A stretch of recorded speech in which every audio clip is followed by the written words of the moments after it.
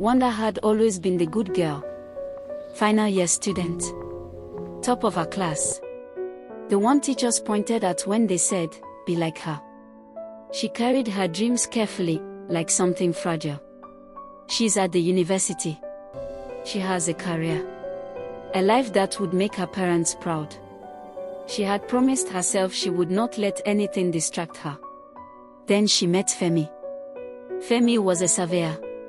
He was warm. Attentive. The kind of boy who looked at her like she was the only person in the hallway. He listened when she talked about her dreams. He held her hand like it meant something. And slowly, gently, Wanda let her guard down. It started with late evening conversations. Then longer walks. Then stolen moments no one knew about. She told herself it was love. She told herself she was safe with him. One night, love crossed a line. Weeks later, alone in her room with trembling hands and a small pregnancy test strip, Wanda felt her world split in two.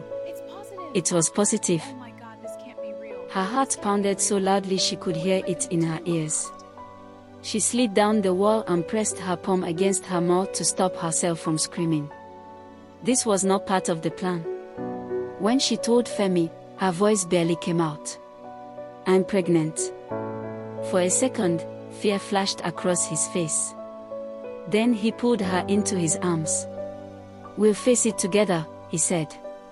"I'm here." He sounded confident. Strong. And she wanted to believe him. But at night, when she lay alone, her thoughts were louder than his promises. Her parents. Their disappointment. Her father's silence. Her mother's tears. During the holiday break, she avoided going home. She told her mother she was learning a new skill to prepare for the future. Each phone call ended with her staring at the wall, guilt tightening around her chest. The pregnancy grew. So did the fear. She considered ending it. Just to make everything go away. She began having nightmares. Seeing herself standing alone in darkness, hearing whispers of regret. A voice warned her not to destroy what she could not create. She woke up and realized running was no longer an option, so she decided to home to face her fears. When she finally stood before her parents and told them the truth, the silence in the room was heavier than any shouting. Her mother cried.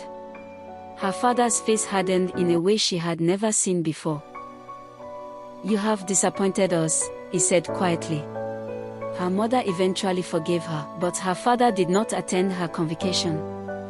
The empty seat where he should have been hurt more than the pregnancy ever did. Wanda moved in with Femi. At first, it felt like sacrifice for love. Then love began to change. Femi grew frustrated. His gentle hands became impatient. He would beat her at any slightest opportunity. Apologies came after anger.